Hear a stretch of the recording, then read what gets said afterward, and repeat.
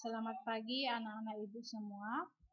Pagi hari ini kita akan berjumpa kembali, yaitu untuk membahas tentang harga keseimbangan. Ini merupakan sambungan dari materi kita minggu lalu mengenai permintaan dan juga penawaran. Di minggu lalu kita sudah membahas tentang apa itu pengertian daripada permintaan dan penawaran, faktor-faktor yang mempengaruhi permintaan dan penawaran, definisi permintaan penawaran, dan kurva permintaan dan penawaran. Sekarang masuklah kita tentang harga keseimbangan antara permintaan dan penawaran. Untuk itu kita bahas terlebih dahulu apa itu definisi daripada harga keseimbangan. Kalau dikatakan dia dengan harga keseimbangan, ini adalah kesepakatan harga antara pembeli dan penjual dan bertemunya kurva permintaan dan kurva penawaran. Selanjutnya kita akan membahas mengenai golongan pembeli, penjual, dan premi. Berdasarkan daya belinya, pembeli terbagi atas 3. Yang pertama ada pembeli submarginal, yang kedua ada pembeli marginal, yang ketiga ada pembeli supermarginal. Yang kedua, berdasarkan dari kemampuan menentukan harga pasar, ada penjual submarginal, ada penjual marginal, ada penjual supermarginal. Penjual supermarginal akan memperoleh premi yang disebut premi produsen, di mana premi produsen adalah keuntungan yang diterima produsen yang harga subjektifnya lebih rendah dari harga pasar karena menjual barang di bawah harga pasar. Itulah dia premi produsen. Ibu ulangi sekali lagi, premi produsen adalah keuntungan yang diterima produsen karena harga subjektifnya lebih rendah daripada harga pasar. Ya, kemampuan menjual barang di bawah harga pasar. Itulah dia. Selanjutnya kita akan membahas berikutnya mengenai lebih dalam tentang berdasarkan daya belinya. Kalau dikatakan pembeli supermarginal, ini adalah pembeli yang memiliki kemampuan membeli di bawah harga pasar. Jadi dia hanya bisa membeli di bawah harga pasar, artinya kalau harga pasar 5.000 untuk tomat, dia hanya mampu membeli tomat dengan harga 4.000, seperti itu ya. Selanjutnya ada pembeli marginal, yaitu pembeli yang memiliki kemampuan membeli sama dengan harga pasar. Jadi kalau harga tomat 5.000 dan dia mampu membeli harga 5.000. Sedangkan pembeli supermarginal yaitu pembeli yang memiliki kemampuan membeli di atas harga pasar.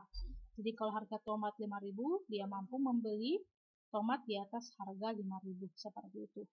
Selanjutnya berdasarkan dari kemampuan menentukan harga pasar, yang pertama ada penjual submarginal. Kalau dikatakan dengan penjual submarginal, ini yaitu penjual yang memiliki kemampuan menjual di atas harga pasar. Artinya dia mampu menjual suatu barang itu di atas harga pasar. Kalau harga pasar tomat tadi dia 5.000, dia mampu menjual harga tomat 6.000, seperti itu ya. Sedangkan penjual marginal yaitu penjual yang memiliki kemampuan menjual sama dengan harga pasar. Jadi sama dengan harga pasar, 5.000 tomat yang dijual, maka dia pun hanya mampu juga menjual tomat dengan harga 5.000, artinya dia mengikuti harga pasar.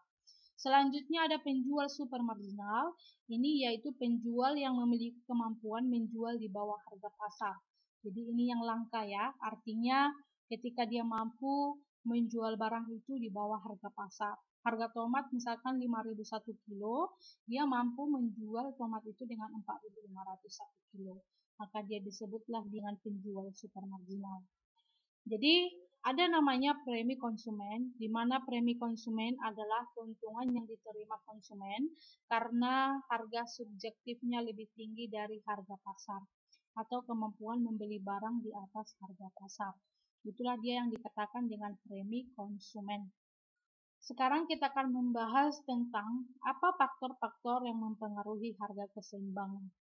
Yang pertama, faktor yang mempengaruhi harga keseimbangan itu karena bertambahnya permintaan, ya, demand naik, ya, demand bertambah, demand naik, ya, berkurangnya permintaan, D kurang atau panah ke bawah demand-nya, bertambahnya penawaran, S naik, S bertambah atau S naik ya, S naik ya, kebalikannya ya nak ya, tolong dibalikkan ke atas ya nak.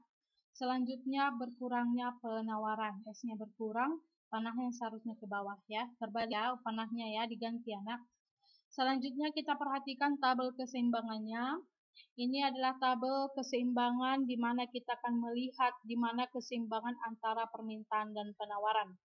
Pada saat harga 100, P 100, KID-nya 36, QS-nya 1, 200, KID-nya 32, QS-nya 2. Sekarang langsunglah kita lihat pada saat kapan, pada saat harga berapa, pada saat price berapa, KID-nya sama dengan QS. Maka bisa kita lihat pada saat harga 700, KID-nya 12, QS-nya 12. Maka harga keseimbangan ataupun kurva keseimbangan antara kurva demand atau permintaan dengan kurva QS atau penawaran itu ada di 12. Maka itulah yang di sini ya. 12. Bertemulah yang warna biru itu adalah QS dan yang warna merah itu adalah QD. Maka ada titik keseimbangan di sana. Titik keseimbangan itu pada saat harga 700, P 700 dan Q-nya itu adalah 12. Disitulah terjadi kurva keseimbangan antara si permintaan dan juga penawaran. Seperti itu ya. Sekarang kita lanjutkan. Apa fungsi permintaan dan penawaran? Jadi fungsi permintaan dan penawaran itu kalau dikatakan dia dengan fungsi, ini adalah suatu hubungan yang memasangkan setiap elemen dari suatu himpunan lain dengan tepat. Di dalam satu fungsi terdapat dua variabel. Yang pertama ada variabel bebas, yaitu yang dapat mempengaruhi dan yang tidak dipengaruhi variabel lain. Sedangkan yang kedua ada variabel terikat, ini adalah variabel yang dapat dipengaruhi dan tidak dapat mempengaruhi variabel lain. Secara sistematis bisa kita gambarkan bahwa fungsi itu adalah Y sama dengan Fx ya. Oke, sekarang masuklah kita ke elastisitas permintaan dan penawaran. Kita akan membahas pengertian dari elastisitas karena kita akan membahas elastisitas permintaan dan penawaran. Kalau dikatakan dia dengan elastisitas, dalam pengertian ekonomi, ini berarti kepekaan permintaan dan penawaran barang atau jasa di pasar yang terjadi akibat dari perubahan harga. Oke, kedua kita membahas apa itu elastisitas permintaan. Pengertian elastisitas permintaan ini adalah tingkat kepekaan jumlah barang yang diminta terhadap perubahan harga, ya. Tingkat kepekaan jumlah barang yang diminta terhadap perubahan harga. Kalau dikatakan dengan koefisien elastisitas permintaan, ini adalah suatu angka yang menunjukkan atau menggambarkan sampai seberapa besar perubahan jumlah barang yang diminta apabila dibandingkan dengan perubahan harga. Oke, sekarang kita buat koefisien elastisitas sama dengan persentase perubahan permintaan dibagi persentase perubahan harga. Atau ED sama dengan ya perubahan QD ya per perubahan P kali P per Q. Itu dia perubahan QD per perubahan P dikali P per Q. Itulah dia untuk rumus koefisien elastisitas. Selanjutnya masuk kita tentang elastisitas penawaran. Pengertian elastisitas penawaran.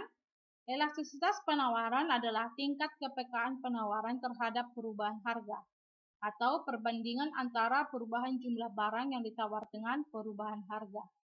Koefisien elastisitas sama dengan persentase perubahan penawaran per persentase perubahan harga. Ini adalah rumus dari koefisien. Atau ES sama dengan ya delta Q per Q1 ya kali delta P per P1 sama dengan delta QS per P1 kali P per QS.